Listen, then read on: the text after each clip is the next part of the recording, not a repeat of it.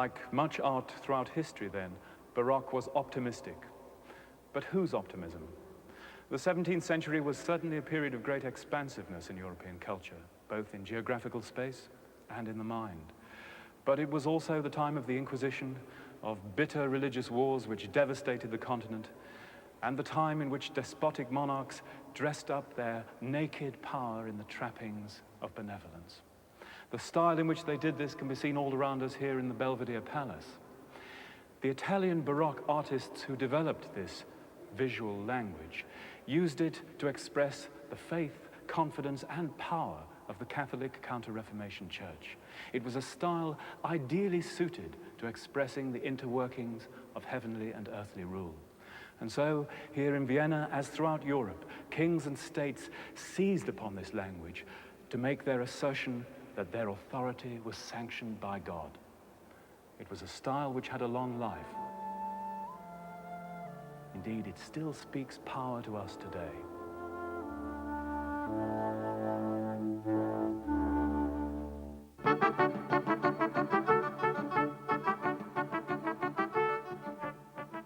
The equestrian portrait, the man on horseback.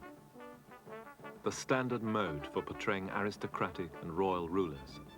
The ruler powerfully up, the subject safely down. Kings and princes were trained to ride horses in the improbable manner that we see portrayed in equestrian portraits. The idea was that they should be seen to control a rearing horse with just one hand on the reins. Surely such a person could confidently rule and command a kingdom.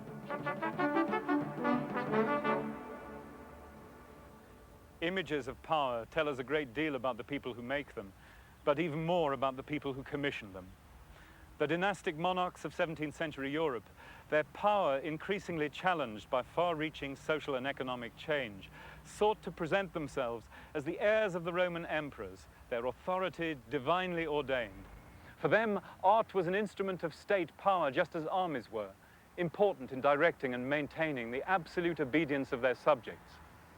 We've seen how the Counter-Reformation Church demanded of its artists that their images should inflame the religious imagination of the people.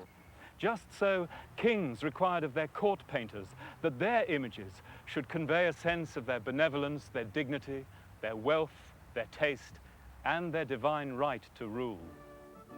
In 1622, Maria de' Medici, the mother of King Louis XIII of France, commissioned Peter Paul Rubens to paint for her new home in the Luxembourg Palace a series of more than 30 enormous canvases.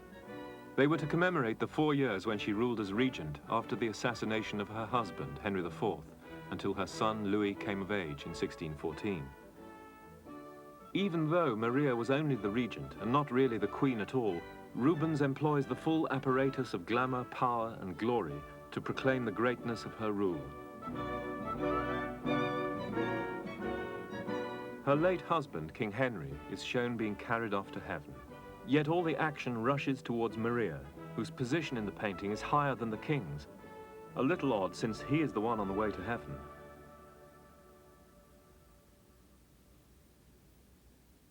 But it's in the religious paintings that Rubens pulls out all the stops. His church paintings, such as the Descent from the Cross in the cathedral at Antwerp, serve the requirements of Roman Catholic Counter-Reformation ideology. Inspiring faith, inducing piety. The immediacy and individuality of the figures, the use of great circling arcs in the sweeping compositions, his dazzling use of color, all contribute to the heightened emotionalism that was intended to lift the spectator out of the everyday world into a state of exaltation.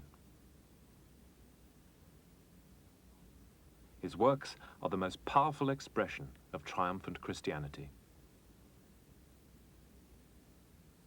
Rubens achieved his success early, as we see in this youthful self-portrait, together with his first wife. He was the superstar of the art world of the day, the most collected painter of his time, and the most esteemed court painter in Europe, when in 1628 he was summoned to Spain to paint the king.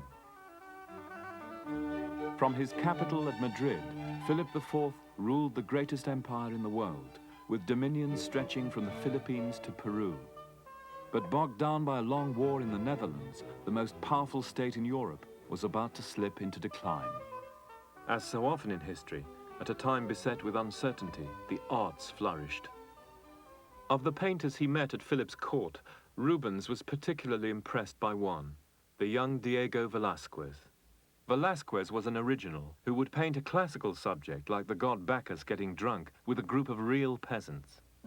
Velázquez first drew the attention of the court with his early paintings of simple, unheroic subjects of daily life, what we call genre paintings. They were startling pictures, depicting things never before painted, such as the precise moment at which cooking eggs solidified. Like many of the young painters of his time, Velázquez was profoundly influenced by the naturalism of the Italian Caravaggio. Caravaggio placed miraculous events in a familiar, naturalistic setting. Velázquez fused the real and the mythological to create a new, psychologically penetrating reality. In the Forge of Vulcan, he chooses the moment when the god Apollo tells Vulcan that his wife, Venus, is making love to Mars, the god of war. Velázquez combines theatrical gesture with the astonished faces of real workmen set in an authentic forge. He quickly became a favorite portrait painter of King Philip.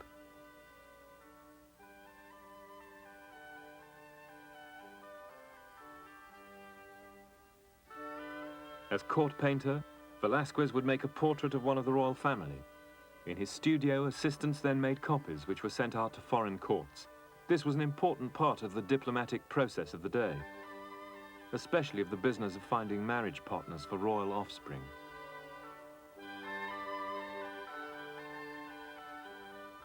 Secure in his position as court painter, Velázquez turned his attention to formal and painterly innovation.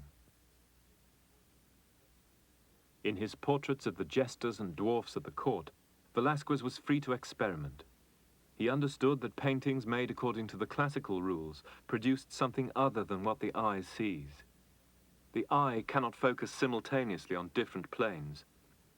Here, Velázquez treats the background to a portrait as a blur. It works the way the eye sees.